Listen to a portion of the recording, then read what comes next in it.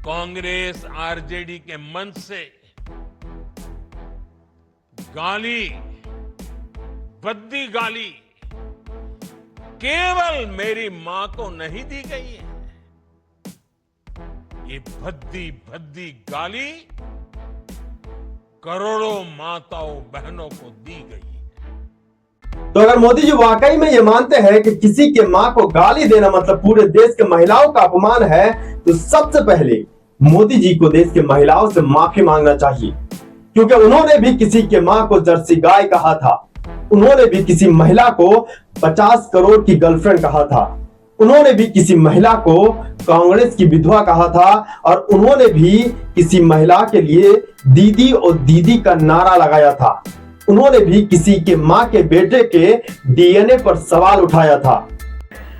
ये 50 करोड़ की गर्लफ्रेंड, 50 करोड़ की गर्लफ्रेंड, ये रुपये कौन कौन विधवा थी जो लेती थी? ये कांग्रेस की कौन सी विधवा थी? दीदी,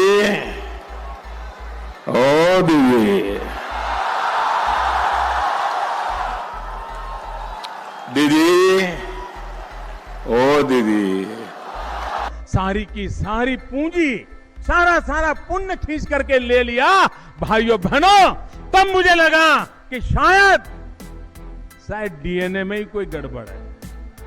और उन्हीं के पार्टी के नेता विजय शाह को देश के महिलाओं से माफी मांगना चाहिए, क्योंकि उन्होंने भी कर्नल सोफिया कुरैशी को आतंकवादियों का बहन कहा था। क्या यह देश के महिलाओं का अपमान नहीं था? और जिन्होंने हमारी बेटियों के सिंदूर उजाड़े थे, वही कटे पिटे लोगों को हमने उन्हीं की बहन भेज करके उनकी ऐसी की तैसी करवाई। एक बार मोदी जी के लिए जोरदार ताली बजाएं।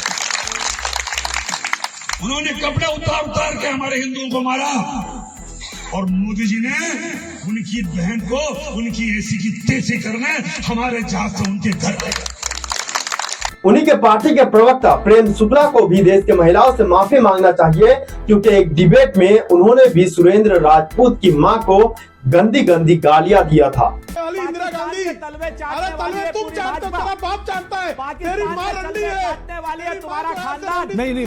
मां चाहे प्रधानमंत्री की हो या फिर आम नागरिक की, मां मां होती है, मां का सम्मान होना चाहिए। और मैं ये मानता हूं कि जो भी अपने माँ बाप से सच्चा मोहब्बत करता है, वो किसी के माँ बाप को गाली दे ही नहीं सकता, क्योंकि जिस तरह का बिहेवियर वो अपने माँ बाप के लिए चाहेगा, उसी तरह का बिहेवियर वो दूसरे के माँ बाप के लिए भी रखेगा।